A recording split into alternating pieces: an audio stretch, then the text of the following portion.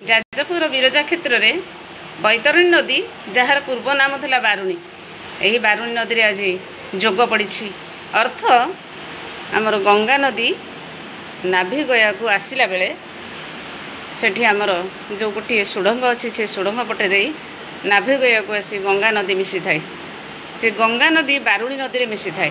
ବାରୁଣୀ ନଦୀର ଉତ୍ତର ପାଖ ବହୁତ ପବିତ୍ର, କାହିଁକି ନା ଏହି ନଦୀ ଉତ୍ତର ପଟେ ଆମର ପିଣ୍ଡଦାନ କରାଯାଏ।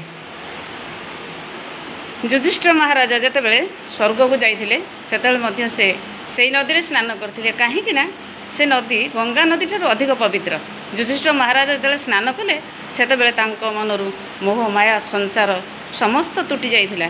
ସେ କେତେବେଳେ ମୋହ ମାୟା ଭିତରେ ରହିନଥିଲେ। ସେତେବେଳେ ସେ ଚିନ୍ତା କରିଥିଲେ ଯେ ଏ ନଦୀ ଗଙ୍ଗା ନଦୀ ଠାରୁ ଅଧିକ ପବିତ୍ର। ତେଣୁ ଗଙ୍ଗା କହେ, ବାରୁଣୀ ତୁ କେତେବେଳେ ଆସିବୁ, ତୁ ମୋତେ ଡାକିବୁ, ମୁଁ ଆସି ତୋ ଜଳରେ ମିଶିବି। ସେଥିପାଇଁ କୁହାଯାଇଛି, ଗଙ୍ଗା ବିଚାରୁ ଥାଇ ମନେ ବାରୁଣୀ ପଡ଼ିବ କେଶରେ।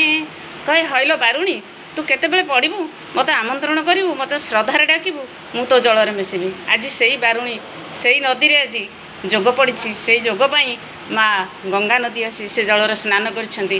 ଆଜି ଉତ୍ତର ପଟରେ ଲକ୍ଷ ଲକ୍ଷ ଆସି ପହଞ୍ଚି ଯାଇଛନ୍ତି ଭକ୍ତମାନେ ଆଜି ଶ୍ରଦ୍ଧାରେ ପିଣ୍ଡଦାନ କରୁଛନ୍ତି, ସେ ଜଳରେ ସ୍ନାନ କରୁଛନ୍ତି।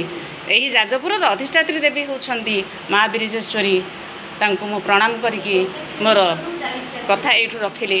ଜୟ ମା ବିରଜା।